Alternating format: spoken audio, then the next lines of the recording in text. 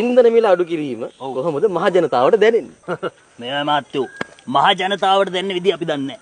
අපි වගේ පොඩි ජනතාවට දැනෙන විදිහ මාතර වචනෙන් කියනවට වඩා සුදයා ක්‍රියාවෙන් ඔප්පු කරලා පෙන්න මුද? තමල්ලේ. ආ බබා. ඈ? යංකෝ මහත්තයා. කොහෙද? යංකෝ එහා පැත්තට. මහත්තයා එන්න. එන්න මේ එන්නකෝ.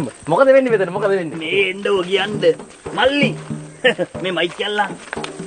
අයුබෝවන්. ඔයාලා මේ එකතු වෙලා ඉන්නේ ලොන්ඩරි ටීවී එකේ ජනතාවට ඉන්ධන මිලේ සහනය කොහොමද දැනෙන්නේ කියලා ක්‍රියාවෙන් ඔප්පු කරන වැඩසටහනත් සමග නේද? රයිට්. අපිත් එක්ක ඉන්න නිවේදක මහත්තයා. මහත්තයෝ අත් දෙක දික් කරන්න මේ ආකාරයට. මෙහෙම. සදයා ගලක් ගන්න. ඔන්න මහත්තයෝ අවුරුදු 4කට විතර කලින් අපිට ඉන්ධන මිල මෙන්න මේ ආකාරයෙන් තමයි දැවුනේ. අවුලක් නැහැ ෂේප් දරාගෙන ඉන්න පුළුවන්. පුළුවන්. දරාගෙන ඉන්න පුළුවන්. ඔන්න මහත්තයෝ එකපාරම ඉන්ධන මිල මේ අවුරුදු 4 මේ ආකාරයෙන් වැඩි වුණා. මේ ආකාරයෙන් වැඩි වුණා. මේ මහත්තයෝ ආයෙ වැඩි වුණා. කොහොමද දෙන්නේ? අමාරු දෙයක් මෙන්න මහත්තයෝ ආයෙත් පොඩ ඔන්න මහත්තයෝ ඡන්දේ එනවා.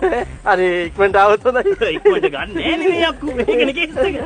ඕයි ඡන්දේ ලඟ වෙද්දි මහත්තයෝ ඔන්න පොඩ්ඩක් අඩු කරලා. මේ පොඩ්ඩයි අඩු කරේ. සාහනේ දෙන්නවද? දෙන්නේ නැහැ.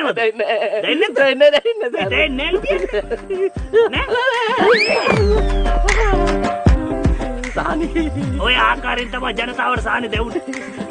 අපි යන්න සාහනේ දෙවුන හොඳට දෙවුනා. කරයන් යන්න මාත්‍යා.